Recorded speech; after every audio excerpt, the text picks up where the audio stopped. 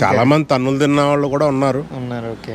కొంతమంది చనిపోయిన వాళ్ళు కూడా ఉన్నారు, అటాక్ అయిన వాళ్ళు కూడా ఉన్నారు. ఎవరైనా ఇక్కడ అలా ఏమైనా అయ్యింది. బజాజ్ కంపెనీ ఉంది కదా, మన ఇండియా బజాజ్ కంపెనీ.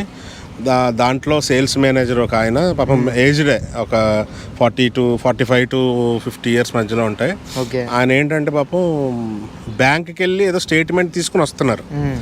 సో వాళ్ళని దొంగలు ఫాలో చేశారు, వాళ్ళు ఏదో డబ్బులు తీసుకుని వస్తున్నారు అనుకున్నారు. యాక్చువల్లీ వాళ్ళు పాపం స్టేట్మెంట్ కోసం వెళ్ళారు, మంత్లీ అకౌంట్ స్టేట్మెంట్ కోసం వెళ్ళి. కర్ణాటక ఆయన పాపం ఆయన వచ్చిన తర్వాత వాళ్ళ ఆఫీస్ ఓపెన్ చేస్తున్నారు. ఓపెన్ చేస్తుంటే వీళ్ళు వచ్చి పోర్చుగీస్లో ఐ మీన్ బ్యాగ్ ఇవ్వి అని అడిగితే ఆయనకి అర్థమైంది పాపం. బ్యాగ్ అడుగుతున్నారు, ఇచ్చేద్దాం. కానీ ఆయన ఏం రిక్వెస్ట్ చేస్తున్నాడు, ఆయన ఏమంటే బ్యాగ్ తీసుకోండి మీరు, కానీ లోపల ఉన్న ల్యాప్టాప్ వదిలేసేయండి అని. అంటే ఫుల్ డేటా, బజాజ్కి సంబంధించిన డేటా అంతా అందులో ఉంది. సో నాకు బ్యాగ్ తీసుకుని నాకు ల్యాప్టాప్ వదిలేసేయండి అంటే వాళ్ళకి ఈయన చెప్పింది అర్థం కాక, మెయిన్ కమ్యూనికేషన్ ఇక్కడ, వాడు చెప్పింది అర్థం కాక ఈడేదో చేస్తున్నాడు అనుకుని on the spot firing open చేశారు.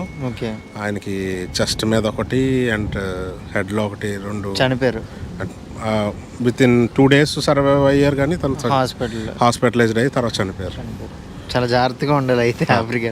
నేదో అంటే టూరిస్ట్ కాబట్టి జస్ట్ వచ్చి వెళ్ళిపోతూ ఉంటాం, కానీ ఇక్కడ ఎక్కువ కాలం ఉండే వాళ్ళకి కొంచెం జాగ్రత్తగా ఉండాలి. అంటే నోన్ పర్సన్స్ కూడా, లైక్ ఇప్పుడు నేను ఇప్పుడు నోన్ ఫేస్ చాలా మందికి ఇక్కడ ఈవెన్ సిటీలో కూడా ఆల్మోస్ట్ ఇండియన్స్ అందరికీ తెలుసు.